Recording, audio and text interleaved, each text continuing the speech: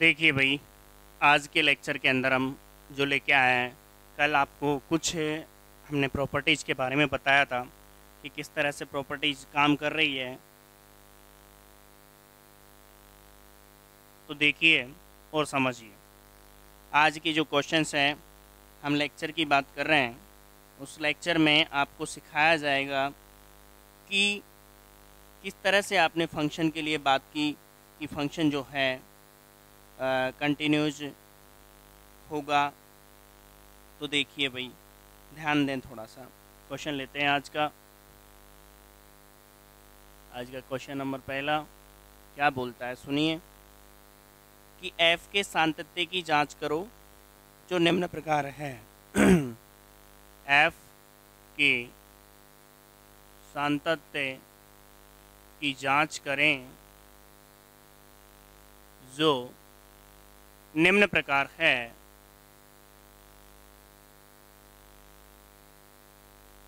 तो देखिए क्या कह रहा है वो, उसके बारे में हम बात करेंगे। तो देखिए भाई,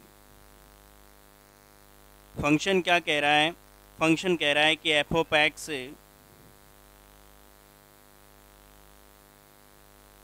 साइन एक्स माइनस के कॉस एक्स। फंक्शन कैसा है, साइन एक्स माइनस के cos x if x not equal to zero.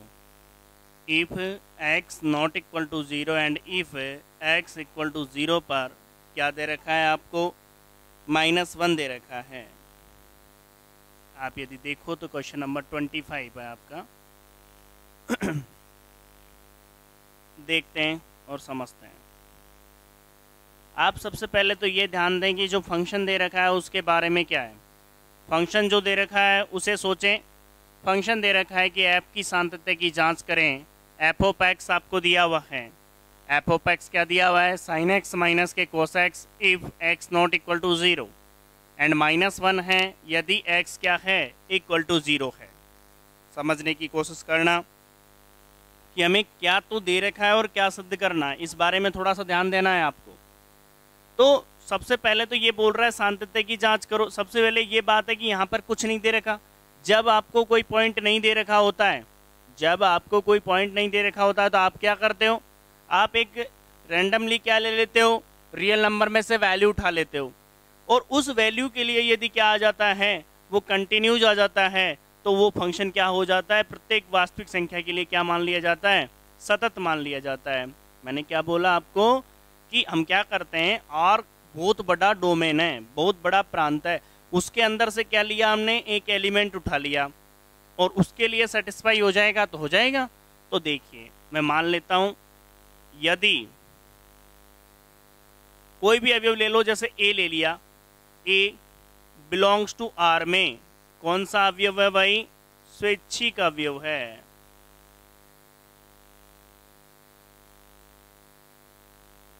जहां आर बराबर वास्तविक संख्याओं का समुच्चय है। कहने का मतलब जो आर है वो यहाँ पर किसका काम कर रहा है, रियल नंबर का काम कर रहा है। आर क्या है, यहाँ पर रियल नंबर है, वास्तविक संख्याओं का समुच्चय है। तो हमने किया क्या, हमने एक काम किया, यहाँ पर एक स्वैच्छिक अवयव ले लिया, आर्बिटरी एलिमेंट ले लिया हमने, और उस आर्बिटरी एलिमेंट के लिए हम क्या कर रहे हैं, देख रहे हैं कि वो कंटिन्यूज होगा कि नहीं होगा। यदि उस आर्बिटरी एलिमेंट के लिए वो कंटिन्यूज हो जाता है, यदि उस आर्बिटरी एलिमेंट के लिए वो कंटिन्यूज हो जाता है, तो हर हाल में वो फंक्शन क्या होगा, कंटिन्यूज होगा। समझने की कोशिश करना जो बोला जा रहा है। तो देखिए सबसे पहला पॉइंट, x बराबर a पर फंक्शन की वैल्यू अर्थात फलन का मान।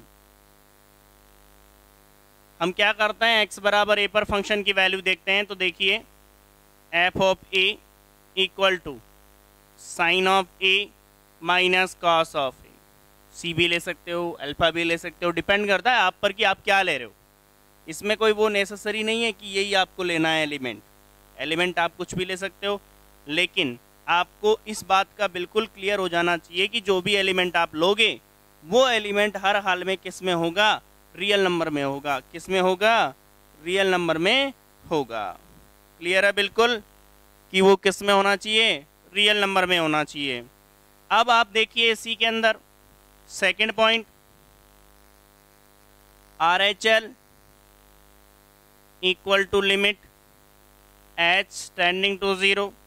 यदि दाईं सीमा राइट हैंड लिमिट निकालेंगे तो क्या लिखेंगे भाई, a प्लस एच लिखेंगे। क्या लिखेंगे, a प्लस एच। मैं आपसे एक बात पूछना चाह रहा हूँ कि a प्लस एच आपने लिखा, आप नोट करना इस बात को कि a प्लस एच मैंने ये बोला यहाँ पर, ध्यान देना।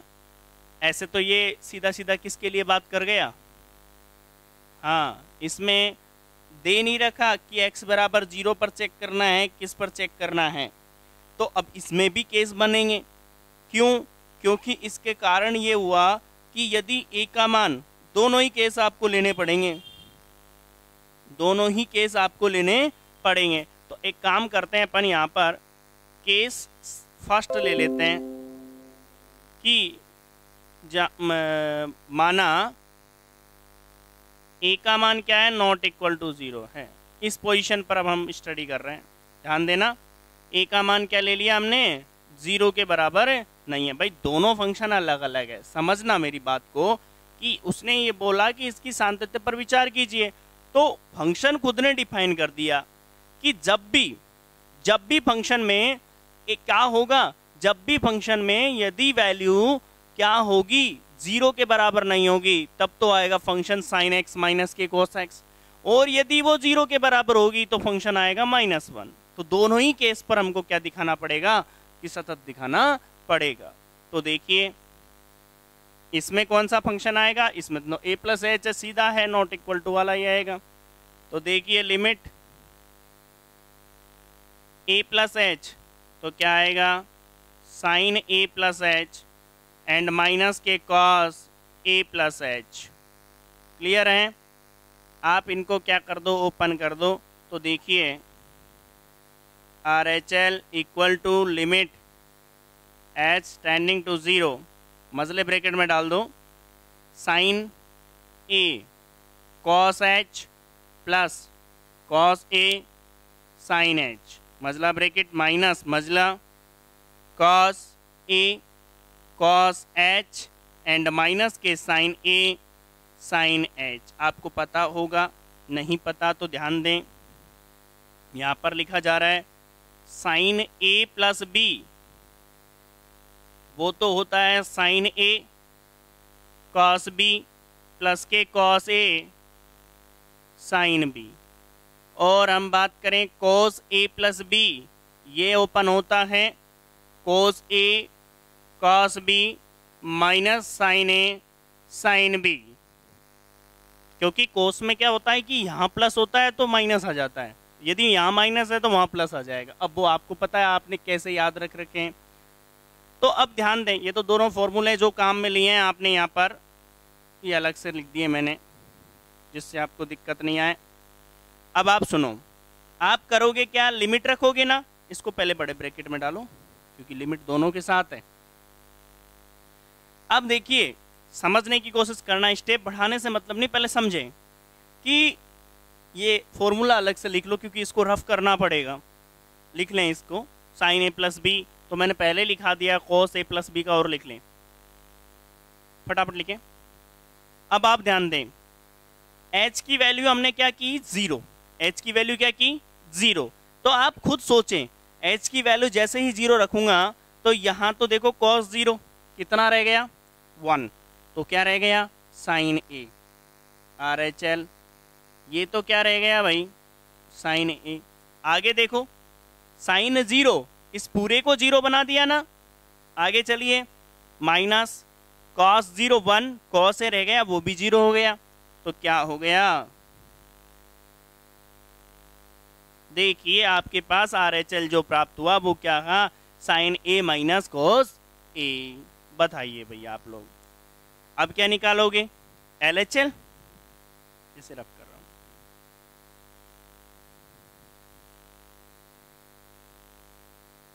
देखिए भाई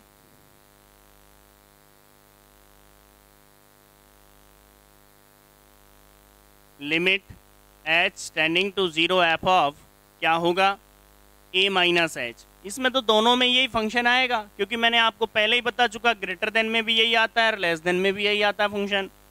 तो यहाँ पर ध्यान दें, limit h tending to 0 and sine a minus h and minus cos a minus h. देख लीजिए आप लोग। अब इसे ओपन करते हैं अपन, तो देखिए LHL equal to limit h tending to 0 and sine a cos h minus cos a sine h, मजला ब्रैकेट बड़ा ब्रैकेट में डाल दो, माइनस के कॉस a, कॉस का लगाना पड़ेगा, कॉस a कॉस h, फिर माइनस की जगह प्लस हो जाएगा साइन a साइन h। अब ये तो आपको पता होना चाहिए, ये बड़ा ब्रैकेट डाल दिया। थोड़ा सा कैलकुलेशन है, समझने की है।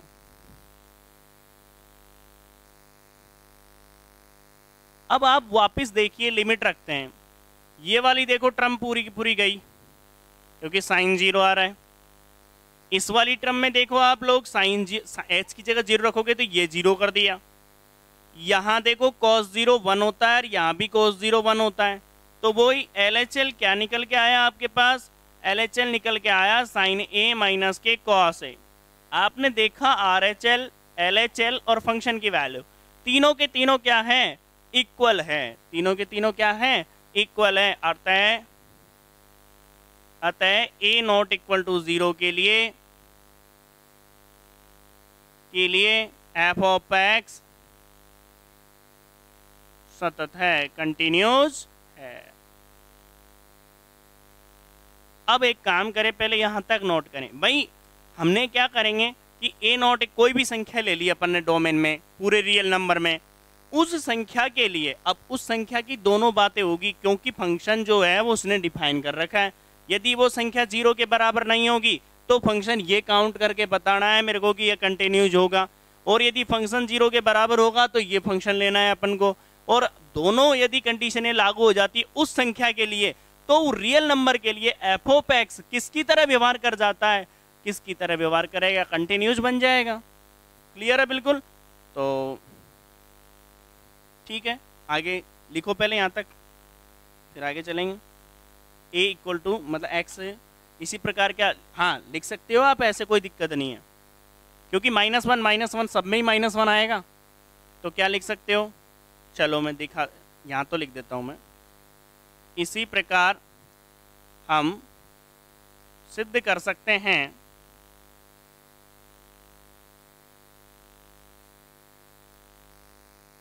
कि क्या सिद्ध कर सकते हैं कि a इक्वल टू 0 पर भी फंक्शन सतत है। रिजल्ट क्या कहला गया, एफ ऑफ एक्स प्रत्येक वास्तविक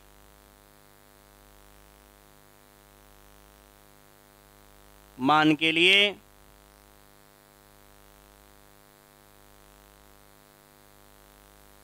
लिख लीजिए भाई।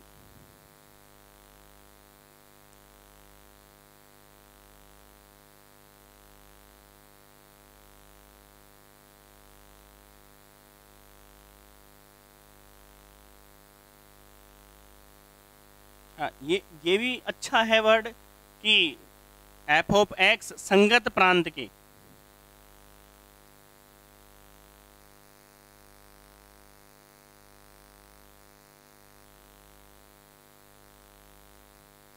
संगत प्रांत के लिए क्या है, सतत है, कंटिन्यूज है। एक बार नोट कर लें फटाफट, अगला क्वेश्चन लेंगे। अब तो थोड़ा बहुत बैठने लग गया होगा दिमाग में कि हम जैसे डिस्कस करते हैं तो क्या करते हैं, डिस्कस करने में हम रियल नंबर को काउंट करके चलते हैं और उसके बारे में ही हम स्टडी करते हैं।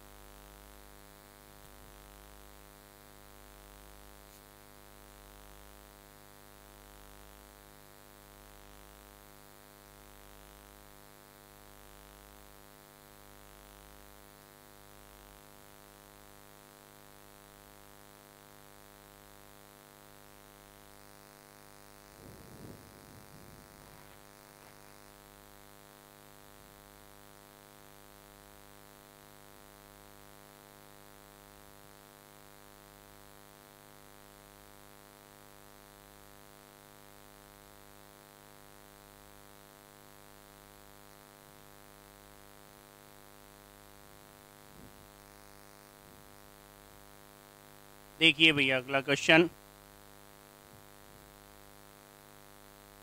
देखो ये जब क्वेश्चन हो जाएंगे आपके, आप भी क्वेश्चंस करो, बुक नहीं है तो कोई बात नहीं, इस यूनिट में आप भी क्वेश्चंस किया करो, तभी जाके क्लियर हो पाएगा।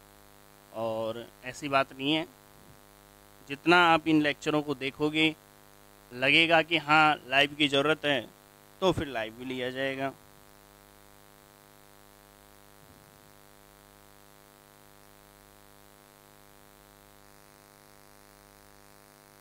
क्वेश्चन नंबर 23 क्या बोलता है? ऐप के सभी असांतत्य बिंदुओं को ज्ञात कीजिए। ऐप के सभी असांतत्य बिंदुओं को ज्ञात कीजिए। ऐप के सभी असांतत्य बिंदुओं को ज्ञात कीजिए। बिंदुओं को ज्ञात कीजिए। एफ ऑफ एक्स बराबर, फंक्शन कैसे दे रखा है? एफ ऑफ एक्स बराबर sine x upon x if, and अगला फंक्शन दे रखा है, ये तो दे रखा है आपको किस कंडीशन पर? X less than zero, x less than zero and if x greater than equal to zero पर दे रखा है, आपको दे रखा है एक्स प्लस वन। ये आपका क्वेश्चन है। देखो क्वेश्चन तो आपको मिलेगा एग्जाम में भी, ठीक है, तो इसलिए टेंशन नहीं लेनी। 23 वाला क्वेश्चन है, वो कहता है कि ऐप के सभी असांतत्य बिंदुओं को ज्ञात कीजिए जो एफ ऑफ एक्स बराबर ये दे रखा है आपको। अब आपको सोचना है इसके बारे में, पहले तो थोड़ा सोचें।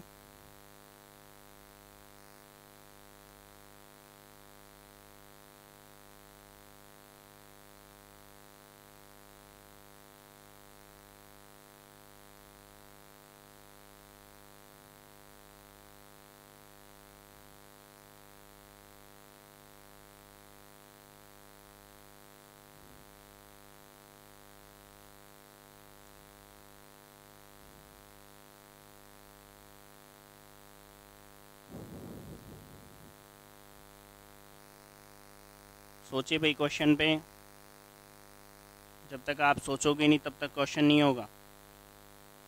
दिमाग लगाएं, चलेंगे आगे। देखो चलिए अपन, आप एक बात बताओ,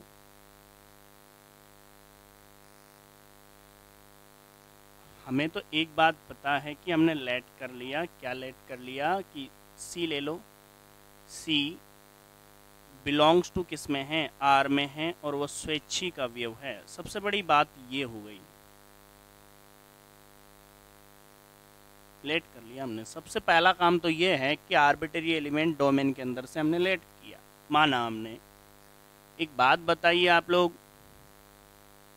कि डोमेन में से हमने मान तो लिया ये एलिमेंट, लेकिन देखिए अब केस लेने पड़ेंगे। कारण है कि फंक्शन अलग अलग डिफाइन है, तो मैंने केस फर्स्ट लिया, ये लो केस फर्स्ट। यदि सी की वैल्यू क्या है? ज़ीरो से छोटी है। सी का मान क्या है? ज़ीरो। बस ये डोमेन है पूरा, तो उसमें सी का मान क्या है? जीरो से छोटा। मतलब वैल्यू कौन सी ली? जीरो से छोटी, तो वही फंक्शन आएगा हमेशा ही। तो सबसे पहले तो फंक्शन की वैल्यू, तो हमने बात की एक्स बराबर सी पर फलन का मान। तो देखिए एफ ऑफ सी बराबर क्या आएगा? साइन सी अपॉन सी।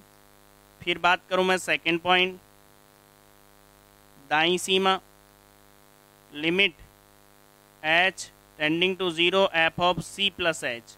एक बात बताओ, सी प्लस एच का मतलब ये नहीं है, सी प्लस एच का मतलब कि सी की वैल्यू मैंने ली जीरो से छोटी है, नहीं समझे?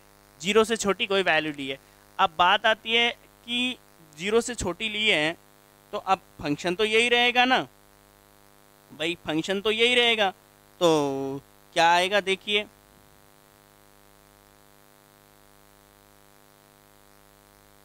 साइन सी प्लस एच अपॉन क्या? C plus H. हम उसको ओपन कर देते हैं। तो देखिए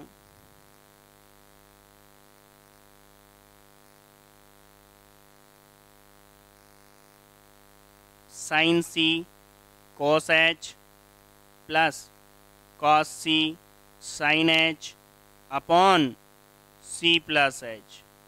बताइए भाई, लिमिट रख दें हम इसमें, तो आर एच एल हमारे पास जो डिफाइन हुआ वो क्या हुआ, ये 0 तो साइन सी बचा और ये क्या बचा नीचे, सी बचा। बताइए भाई, मैंने बोला कि एल एच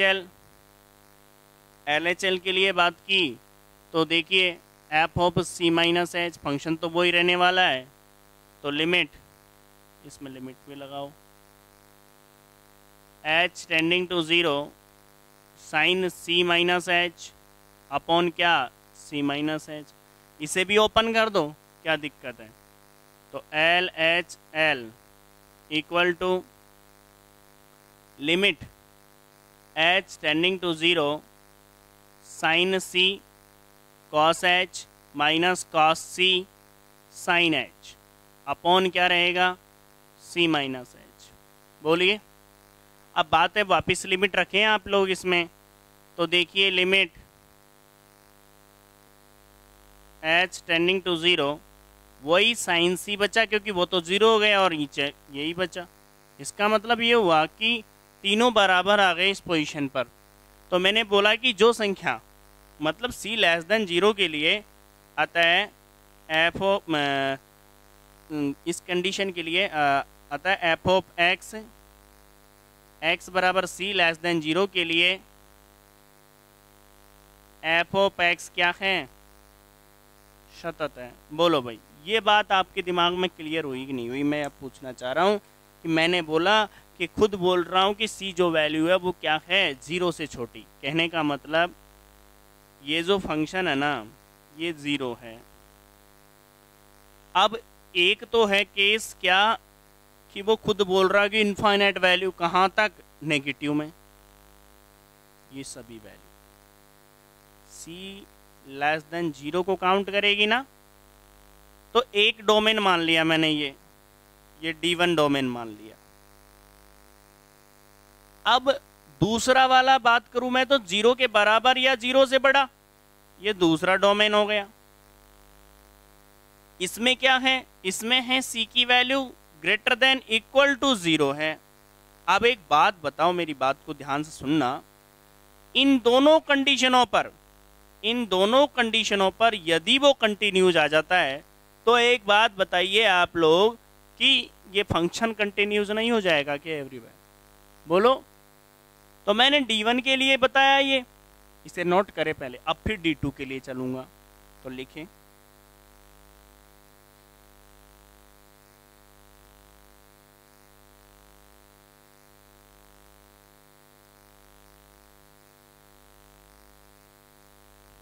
लिख लें पहले, इन्हें मत लिखना, ये समझाने के लिए है केवल।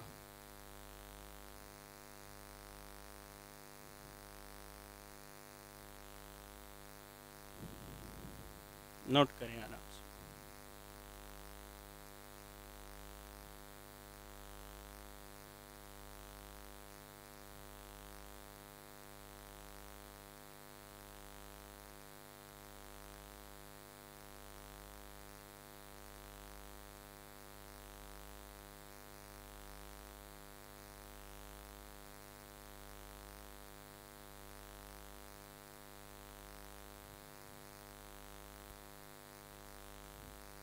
सेकंड केस पर आ जाएं।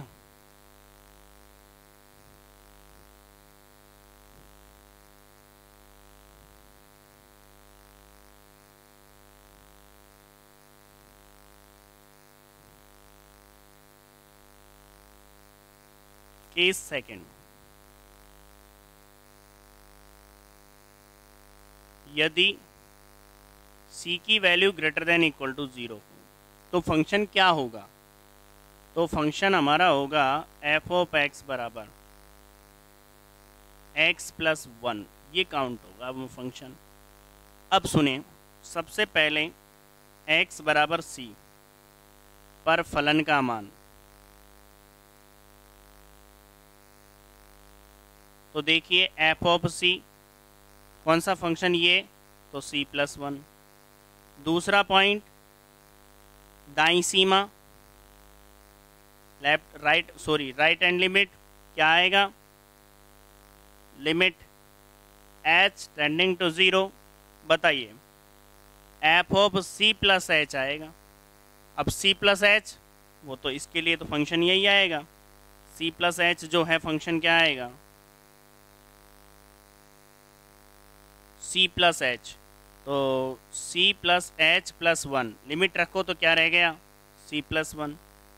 And third position LHL, limit h tending to 0 f of c minus h. अब c माइनस एच पर हम बात करें तो वही आप क्या लिखोगे, यही फंक्शन लिखोगे, c माइनस एच प्लस 1 अर्थात c प्लस 1, तीनों बराबर आ रहे हैं, क्या कहा जा सकता है, अतः एफ ऑफ एक्स क्या बोला जाएगा, अतः एफ ऑफ एक्स बराबर c पर सतत है। जब कोई रैंडमली अवयव लिया और इस पूरे फंक्शन के लिए सतत आ गया तो हम कह सकते हैं क्या होगा, प्रत्येक वास्तविक मान के लिए क्या होगा, सतत होगा। ठीक है भाई, नोट करें।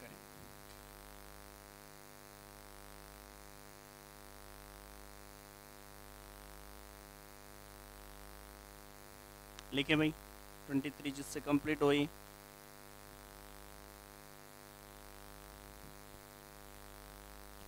कंप्लीट आप करोगे क्योंकि अब क्वेश्चंस भी अपन को कंप्लीट करने हैं, क्वेश्चन भी ज़रूरी है। अब इस टाइप के एक साथ क्वेश्चन लिए गए हैं जिससे आपके दिमाग में बैठें कि किस तरह से ये प्रूव कर रहा है।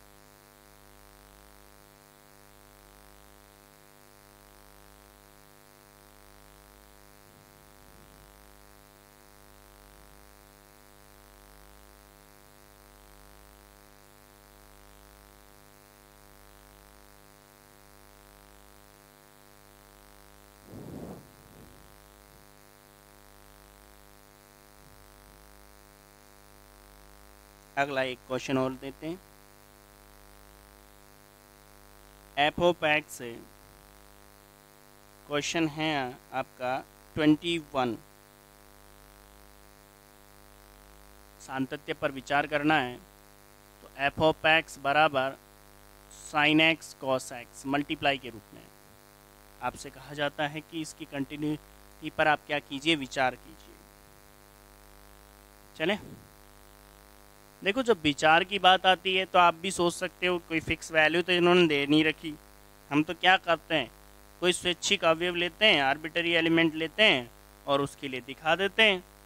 तो हम कह देंगे, तो देखो और समझो भाई, ये कह रहा है कि सातत्य पर विचार कीजिए, कि सातत्य पर विचार कीजिए, ये बोल रहा है वो। तो सुनो भाई, कोई भी रैंडमली अवयव लो, कोई भी अवयव ले लो, वही मान लेता हूँ मैं, ए मान लो, सी मान लो। तो हमने लिया सॉल्व, पहले तो लिखो गिवन है, क्या दिया है, एक फंक्शन दिया हुआ है sine x cos x, clear है, सी मान लिया। लेट सी बिलोंग्स टू, किस में है, आर में, क्या है भाई, ये स्वैच्छिक अवयव है, क्या है, आर्बिटरी एलिमेंट है। देखो भाई मेरी बात को ध्यान से सुनना, मैं यूँ नहीं कहता कि आपको कितना समझ में आएगा, लेकिन मैं यूँ कह रहा हूँ कि आप यदि कंटिन्यू लेक्चर लेते हो पहले लेक्चर से, तो आपको लिमिट एंड डिफरेंशियबिलिटी में कहीं भी, मतलब कंटिन्यूटी और डिफरेंशियबिलिटी में कहीं भी दिक्कत नहीं आएगी। ये कंप्लीट होंगे, उसके बाद एक्स्ट्रा कुछ रिजल्ट्स आपको लिखाए जाएंगे, और वो लिखाने के बाद जो लास्ट की क्लास होगी उसके अंदर एक्स्ट्रा नए क्वेश्चंस भी होंगे, अच्छे क्वेश्चंस भी होंगे जो आए हुए हैं कई सारे कॉम्पिटिटिव एग्ज़ामों में, तो वो भी होंगे। तो उससे और भी प्रैक्टिस हो जाएगी आपकी, और आपका 12th का जो टॉपिक है पूर्ण रूप से तैयार हो जाएगा, कहीं भी गलत नहीं होगा। ठीक है भाई, चलें अब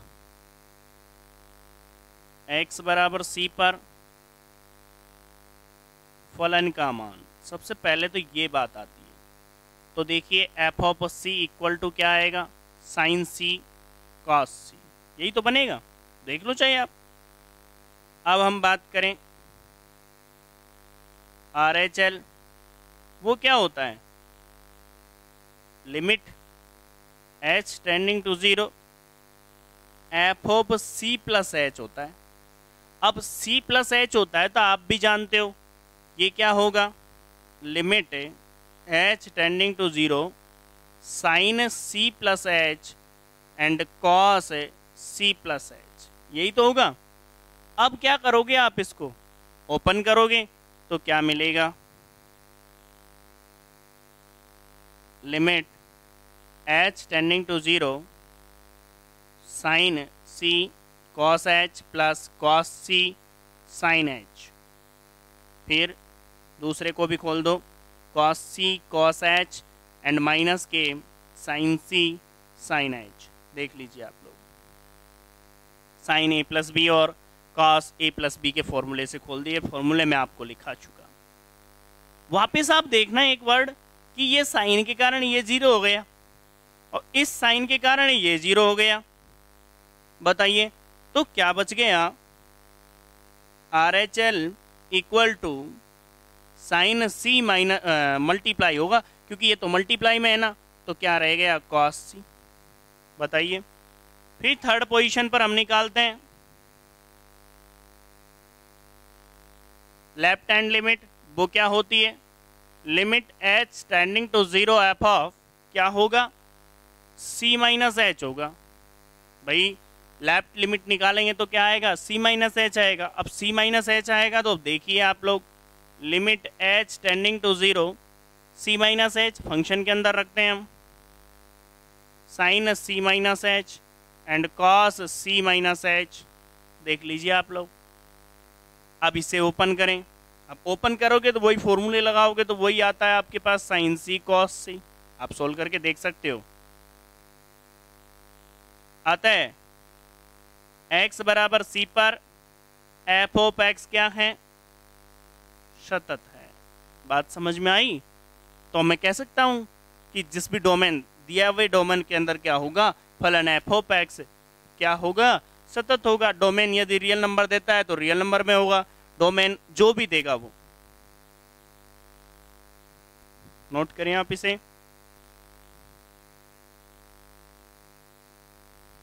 आज थोड़े कंटिन्यू क्वेश्चंस हो रहे हैं तो होमवर्क भी जरूरी है आपको।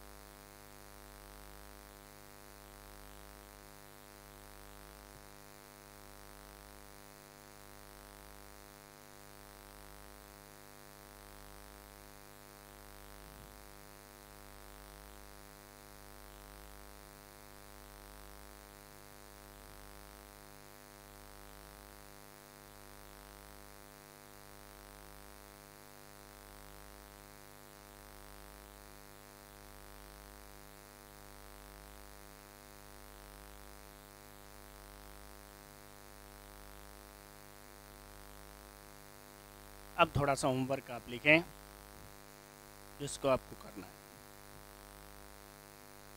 देखिए आपको बिल्कुल भी यहाँ पर टाइम पास नहीं मिलेगा चैनल पर, जितने भी टाइम होगा उतने टाइम पढ़ाई होगी आपकी।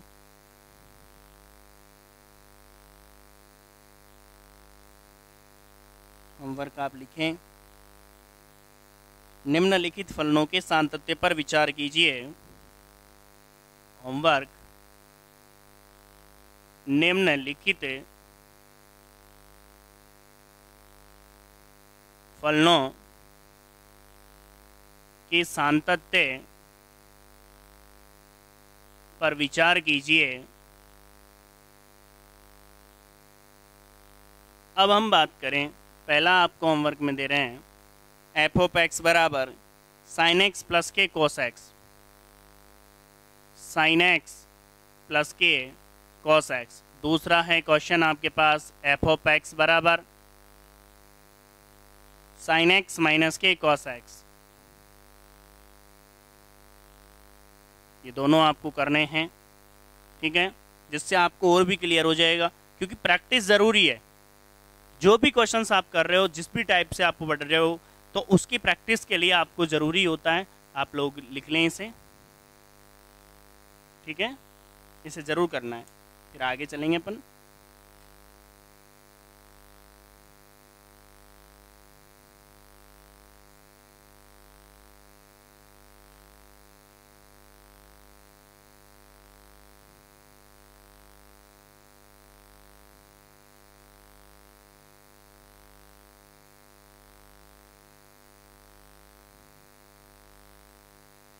लिख लिया? अब चलते हैं।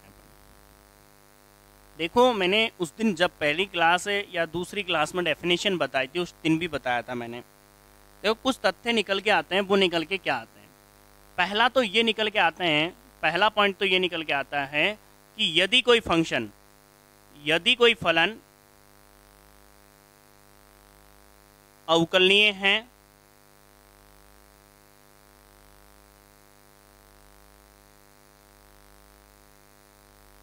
सतत होगा। ये नेसेसरी सी बात हो गई कि यदि कोई डिफरेंशिएबल फंक्शन है तो वो कंटिन्यूज होगा। दिमाग में फिक्स कर लें, हमने थ्योरम भी सिद्ध की थी। यहां पर हम बात करें यदि रिवर्स, इसकी विलोम की बात करें, इसका विलोम सदैव सत्य नहीं होता है, लिखाया था मैंने। क्योंकि आपको पता है, जैसे समझने के लिए आप एग्जांपल ले सकते हो कि एफ ऑफ एक्स बराबर मोड ऑफ एक्स क्या है, इज ए कंटिन्यूज। लेकिन क्या नहीं है, ये डिफरेंशिएबिलिटी नहीं है। बताओ आप, अवकलनीय कहाँ है ये? इसका मतलब ये हुआ कि जो फलन कंटिन्यूज है, जरूरी नहीं है कि वो डिफरेंशिएबल हो भी सकता है, नहीं भी हो। तो ये एफ ऑफ एक्स क्या है, मोड ऑफ एक्स जो है वो सतत है, लेकिन क्या नहीं है, डिफरेंशिएबल नहीं है, अर्थात अवकलनीय नहीं है। दूसरा रिजल्ट जो आता है वो सुनो। आपको पता है मैंने क्या बोला कि दो सतत फलनों का, ये लिख सकते हो, दो सतत फलनों का, दो कंटिन्यूस फंक्शन का, दो सतत फलनों का योग तथा योग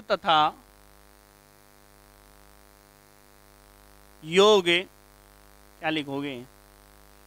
अब लैंग्वेज में लिख लो, योग तथा घटाना। अब ये शब्द नहीं बैठ रहा। हाँ, योग तथा घटाने पर भी सतत फलन होता है। ये लैंग्वेज थोड़ी सी सही कर लो। मतलब योग तथा घटाना भी क्या कहलाता है? बैठी नहीं लैंग्वेज। आप लिख लो कि क्या होगा कि दो सतत फलन होंगे, उनका योग भी एक सतत फलन होगा, और दो सतत फलनों का मतलब सब्ट्रैक्शन, जो मतलब घटाना जो होगा, वो भी क्या होगा, एक सतत फलन होगा। क्योंकि ध्यान देना, कई सारे वर्ड होते हैं जो दिमाग में बैठते नहीं है जल्दी से। अब आप अपनी लैंग्वेज में लिख लो, बैठी नहीं है लाइन। अब आप सुनो, कहीं पे भी यदि दो फंक्शन है, जैसे आपसे कहा जाए एफ ऑफ एक्स बराबर mode of x and plus के एक्स माइनस वन, ये कह दिया आपसे, आपको कोई भी दे दिया पॉइंट, आपको पता है ये मोड ऑफ एक्स भी सतत है और एक्स माइनस वन भी मोड ऑफ एक्स भी क्या है, सतत है। आप चेक किए आपने क्वेश्चन, दो सतत फलन आए ना, और इनका योग नहीं है क्या ये? तो हम सोल्व नहीं करेंगे, सीधा ही हम बोल देंगे क्या कि इसे मान लो, अलग अलग मान लो। जैसे अपन ने बोला कि माना हमने h बराबर h ऑफ x बराबर तो क्या मान लिया, mode of x, and g of x बराबर क्या मान लिया हमने, x माइनस वन। आप बताओ h तथा g दोनों सतत फलन है? इसलिए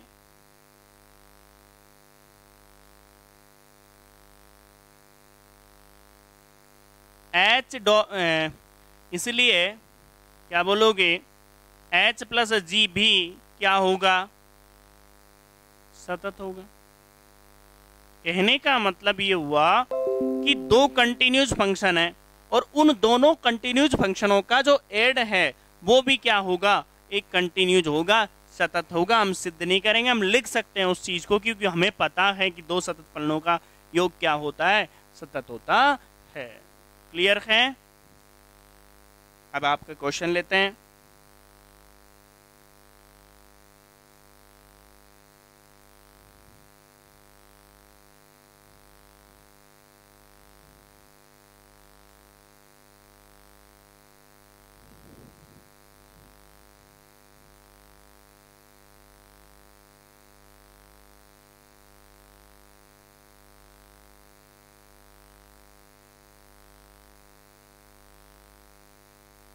क्वेश्चन कह रहा है, आपका क्वेश्चन नंबर है 31। वो क्या कह रहा है कि प्रदर्शित कीजिए, दर्शाइए कि एफ ऑफ एक्स बराबर कॉस एक्स स्क्वायर, दर्शाइए कि एफ ऑफ एक्स बराबर कॉस एक्स स्क्वायर द्वारा परिभाषित फलन एक सतत फलन है। ये बोल रहा है वो आपसे। क्लियर है?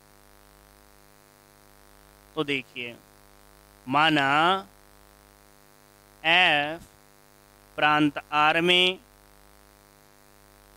परिभाषित है। सबसे पहली बात तो ये जरूरी है कि वो डोमेन के अंदर क्या है, परिभाषित है। परिभाषित है मतलब हर वैल्यू के लिए कोई न कोई वैल्यू दे रहा है, वो डिफाइन है। अब बात आती है यहाँ पर, सुनो ध्यान से, थोड़ा सा समझने की कोशिश करना कि मैं क्या बोल रहा हूँ। तो आप 11th में पता नहीं आया कि नहीं आया, बाकी यहाँ पर मैं आपको सिखा रहा हूँ, वो ध्यान दें थोड़ा सा कि वो क्या है। पहले तो मान लेते हैं अपन कि यहाँ पर g ऑफ x को तो मान लिया हमने cos x और h ऑफ x को मान लिया क्या, x स्क्वायर। फंक्शन मान लिया अलग से, इस पूरे को x मान लिया ना, तो cos x किसका, cos x क्या मान लिया, g ऑफ x, और ये जो x स्क्वायर था इसको क्या मान लिया हमने, h ऑफ x। एक बात बताना, आप लोग पढ़ा होगा, आपने नहीं पढ़ा तो यहाँ पर ध्यान देना। एक आता है जैसे फॉग, ठीक, ये कैसे खुलता है, ये खुलता है f dot g of x, हमेशा याद रखें। कैसे खुलता है ये, फोग पढ़ोगे, गोफ पढ़ोगे, आप फंक्शन के अंदर पढ़ते हो, संयुक्त फलन जिसे बोला जाता है। तो ये हमेशा याद रखें कैसे ओपन होता है। ये ओपन होता है एफ ओ जी, मतलब फोग एक्स, ये होगा F bar dot G of x की तरह ओपन होगा। अब आप देखो, अभी तो ध्यान रखें आप लोग, फंक्शन में आपको ढंग से समझाया जाएगा इसके बारे में। तो हम मल्टीप्लाई करते हैं, एफ ऑफ एक्स बराबर, ध्यान दें, जी ओ एच ऑफ एक्स, यही तो होगा। अरे जी और एच दो फंक्शन है, दो फलनों का जो गुणनफल होता है, यहाँ पर गुणनफल नहीं होता, यहाँ पर संयुक्त संक्रिया लगती है, अर्थात ओ लगता है। समझना जितना भी समझ में आता है आपको ये। तो इसे कैसे ओपन करोगे आप, उसके अकॉर्डिंग देखो, जी तो बाहर रह गया, डॉट लग गया, एच ऑफ एक्स लिख दिया। देख लें आप, एच ऑफ एक्स का मान है ना आपके पास, एच ऑफ एक्स का मान क्या है बताओ, ये रहा। तो देखिए जी, ये क्या चल रहा है, एफ ऑफ एक्स, जी देखो, जी डॉट एक्स स्क्वायर, यही तो है एच ऑफ एक्स। अब ये पूरा x मानोगे आप, एक्स स्क्वायर नहीं मानोगे, x मानोगे, तो g ऑफ x कैसे खुल रहा है बताओ, cos x, x की जगह क्या है, स्क्वायर, तो क्या आएगा। एक बात आपके सामने नहीं आई क्या, ये जो फंक्शन है एफ ऑफ एक्स बराबर कोस एक्स स्क्वायर, ये दो फंक्शनों का मल्टीप्लाई नहीं है क्या। देखो, g एक फंक्शन है, h एक फंक्शन है, दोनों का मल्टीप्लाई तो है ये। और आपको पता है दो सतत फलनों का गुणनफल भी क्या होता है, सतत। तो लिखेंगे अब हम, चूंकि g ऑफ एक्स तथा एच ऑफ एक्स सतत फलन है, इसलिए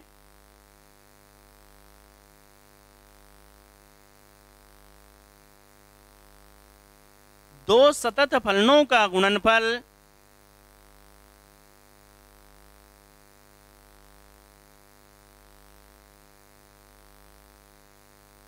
भी एक सतत फलन होता है। कहने का मतलब ये बात क्लियर हो गई। क्या क्लियर हो गई? कि जो फंक्शन है एच ऑफ एक्स और जी ऑफ एक्स दोनों कंटिन्यूज है रियल नंबर के लिए, आप कर चुके हो। कोस एक्स के लिए कर सकते हैं, क्या दिक्कत है? जैसे साइन एक्स के लिए किया था आपने, और एक्स स्क्वायर भी है। तो आप इस बात को, क्यों बहुपद फलन है, आप बताइए दो सतत फलनों का मल्टीप्लाई भी क्या है? एक सतत फलन है। इसका मतलब जो दिया हुआ फंक्शन है वो क्या बन गया? कंटिन्यूज बन गया। तो रिजल्ट क्या लिखूंगा? अतः एफ ऑफ एक्स आर में क्या है? सतत है। कह सकता हूं मैं, क्या दिक्कत है? आर डोमेन में सतत है। तो इस तरह से हम संयुक्त फलनों को क्या कर सकते हैं? इस तरह से डिफाइन कर सकते हैं। आप उसको लिख लें, क्योंकि ये पढ़ोगे आप, इसे लिख लें, अभी इसे जरूर लिख लें। ये खुलेगा, इसी तरह से खुलता है। क्योंकि हमेशा याद रखें, फंक्शन के अंदर जो संक्रिया लगती है वो ओ की लगती है, और ओ को बोला जाता है संयुक्त संक्रिया। संक्रियाएं क्या होती है? हर चीज में आपको पता है संक्रियाएं होती है। जैसे दो संख्याओं को आप जोड़ते हो तो बीच में क्या लगता है? वो प्लस। वो प्लस क्या है? एक ऑपरेटर, संक्रिया, ऑपरेशन है ये। जैसे 2 और 3 का ऑपरेशन किया, कितना आया? 5। अब बात आया, प्लस किया तो 5 आया, माइनस किया तो अलग आएगा। तो कहने का मतलब ये क्या है? एक संक्रिया है। वो आगे पढ़ोगे आप, हायर स्टडीज में बहुत कुछ पढ़ते हो। आप लोगों का जितना है उतना मैंने बताया, तो आप इसे नोट करें, लिखें आप लोग इसमें।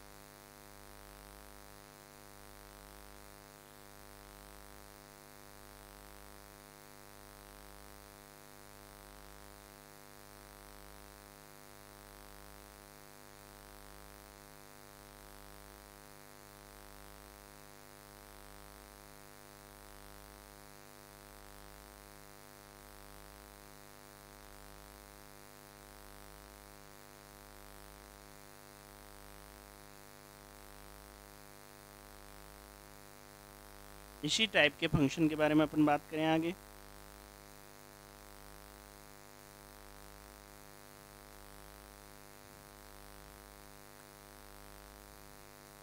हो सकता है आप कंटिन्यू पढ़ने में थोड़ा बोर हो, लेकिन देखो क्वेश्चंस इतने हैं एनसीईआरटी के कि आप यदि करोगे, मैं ज़्यादा से ज़्यादा क्वेश्चन प्रोवाइड करवाऊंगा, तो आपको पढ़ना तो है ही। टेंशन मत लें, टेंशन ना लें। आपको पता है कि जैसे ही आप डिफरेंशियबिलिटी एंड कंटिन्यूटी कंप्लीट कर लेते हो, तो आप खुद देख सकते हो कि कितना समझ में आया है, कितना नहीं आया है। ठीक है, आपको जैसा भी वीडियो लगता है आप उस कमेंट बॉक्स में लिखें, जिससे हमें भी बैकअप पता चलता है कि हाँ ये दिक्कत आ रही है आप लोगों को। और क्वेश्चन लेते हैं। मैंने पहले ही दिन बोल दिया था आपको, आपके लेक्चर के कोई चार्ज नहीं होगा, आपको कंप्लीट एनसीईआरटी करवाई जाएगी। डिपेंड करता है कि आप कितना पढ़ते हो। जितने भी आपके ग्रुप है सब जगह आप शेयर करें, जिससे सब बच्चों को बेनिफिट मिले।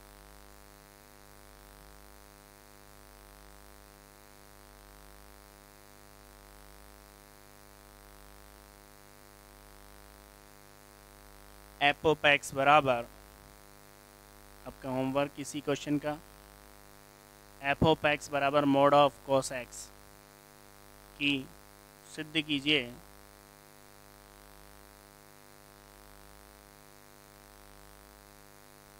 शतत है। लिख लें आप, एफ ऑफ एक्स बराबर मोड ऑफ कॉस एक्स। दिमाग लगाना है आप लोगों को। एक क्लास जो होगी उसमें जितने भी आपको होमवर्क दिए हैं उन क्वेश्चनों के बारे में ही होगा, उन क्वेश्चनों के बारे में आपको बताया जाएगा, तो आपको कहीं भी प्रॉब्लम नहीं रहेगी।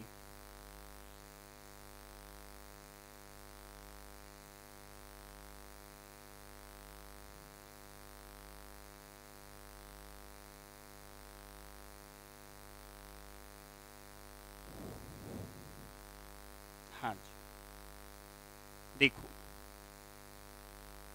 लगता है आप लोग पढ़ते भी हैं, जितने भी बच्चे पढ़ते हैं, आप लोग एक बात दिमाग में फिक्स कर लें कि हमें जब पढ़ना है तो हमें ऐसा नहीं पढ़ना कि हमें केवल एग्ज़ाम देनी है और एग्ज़ाम देने के बाद में आप भूल जाओ।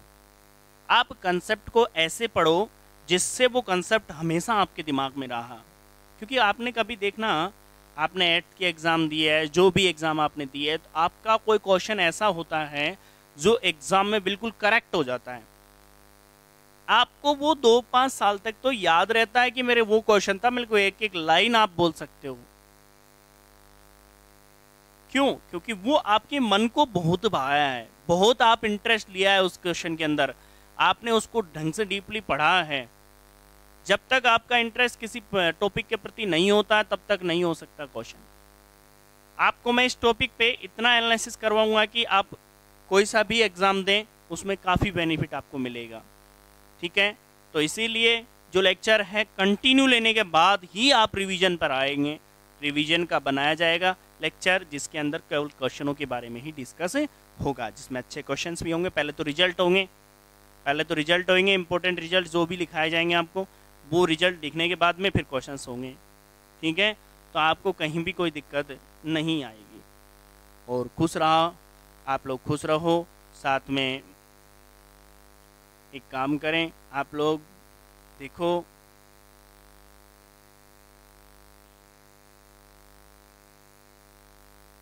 कि आप लोगों के मन को और दिमाग को स्वस्थ रखो। स्वस्थ रखने के लिए आपको बताया है कि आप क्या करो, उस दिन भी बताया मैंने आपको। ठीक है, अब आज इतना ही है। Thank you.